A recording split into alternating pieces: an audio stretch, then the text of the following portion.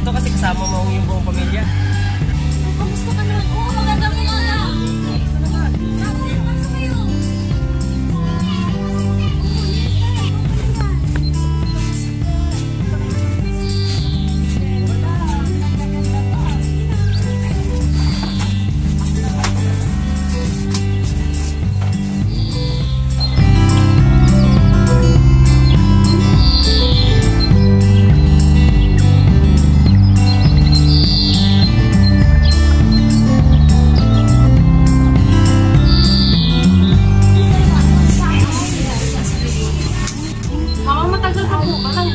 Pasok kayo!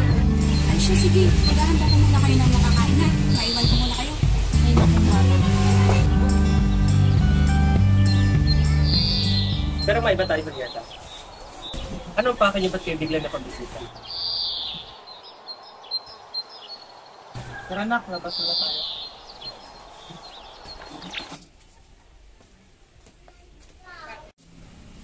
Kasi ganito kuya, naparito ako dahil napagpasyan ko na ikaw na ang magmamay-ari ng lupa. Talaga ba Julieta? Oo naman. Nakakatuwa namang marinig yan.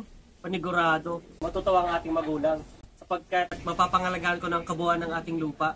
Marami akong may tatanim dyan. Bago yan, kailangan mo munang pirmahan ng mga dokumento.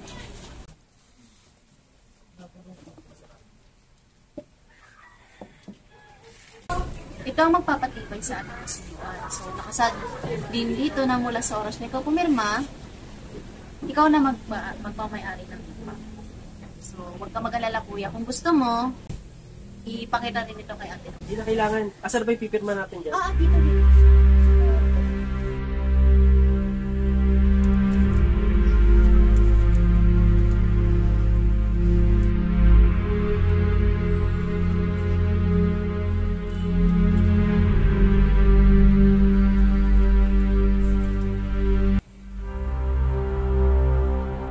Ito na Julieta.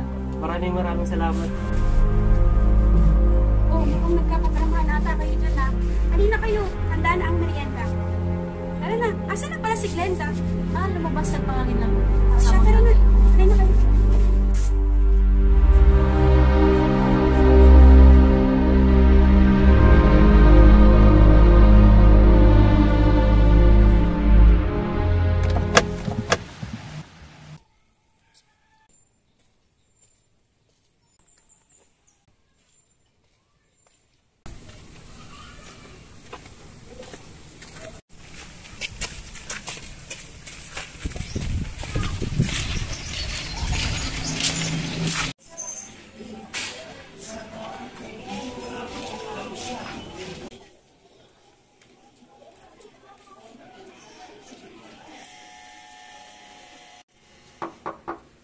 Tao po.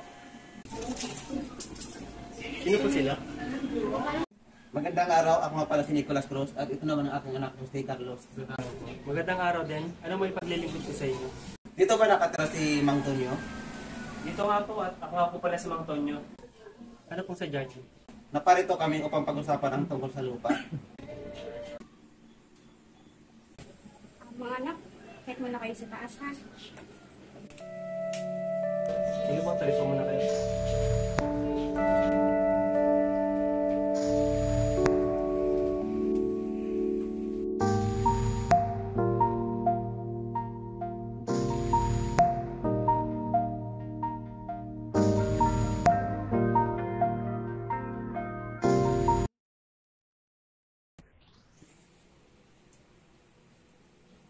Siya po pala ang aking may bakay.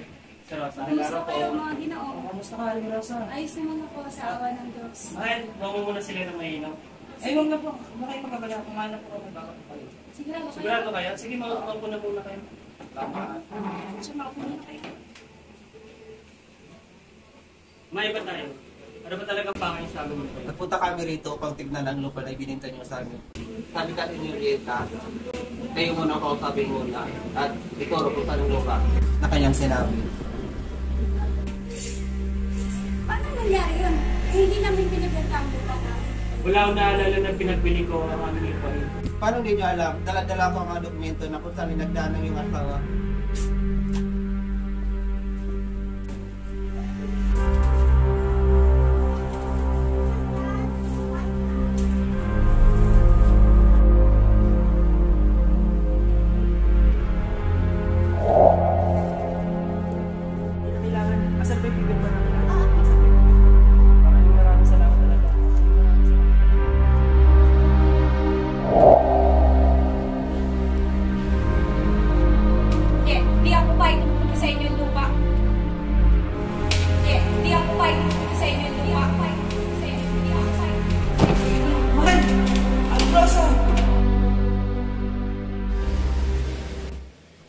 pasensya na po kayo sa nangyari.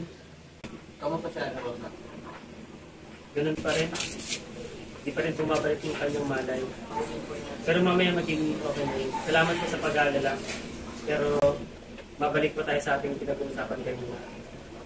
Wala akong naalala na pinagbenta ko yung lupa namin. Pasensya na kayo kung kayo nabigla. Ngunit ang iyong kapatid, ang unang lumapit sa akin at pinagbili ang iyong lupa. At hindi ako nag-alinlangan na bilhin ito kapag matagal na kayo magkakilala. Gayon pa man, may pinakita ka sa akin ng mga dokumento. Ginoong Cruz, nagmamakawa po sa inyo. Huwag niyo lang kunin yung lupa naming minamahal. Kung gusto niyo po, unti-unti ko pong bayaran yung halaga na binigay sa inyo ni Julieta. Alam ko po na ako yung mga tulang pinag-aralan.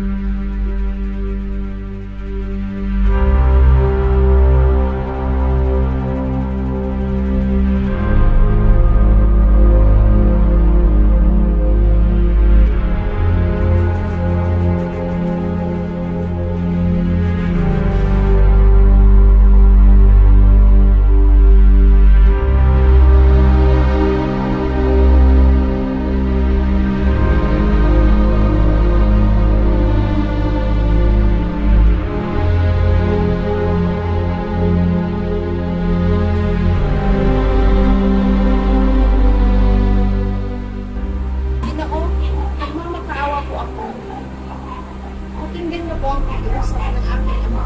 Kung kukunin niyo po sa amin ang lupa, magadi na po ako makapag-aral ng koleyo at ang ating kanin.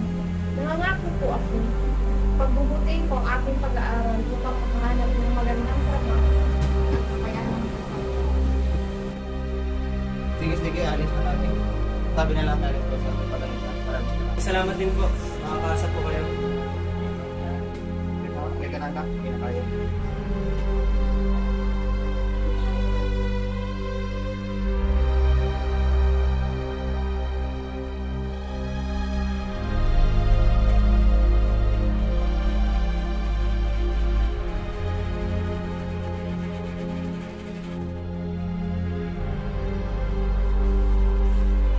Niloko kayo.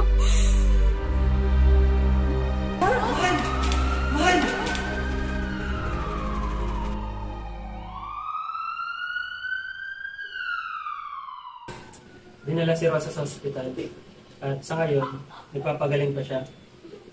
Ano nang sabi sa inyo ng abogado? Pumapayag na ako ibalik ang lupa. Ngunit may isang kondisyon. Ano po yun? Pero sabihin mo lang. Gusto ko po ang inyong anak at gusto ko siyang pakasalan. Pasensya ka, Carlos. Pero sa bagay na yan, hindi ko pwede pa muna ng akin yun. Kaya niyo muna mapag-usapan namin ito ng akin. Naiintindihan ko. Hindi po magabi.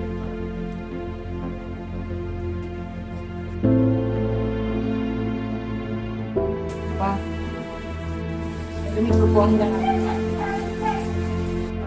para sa ating lupa.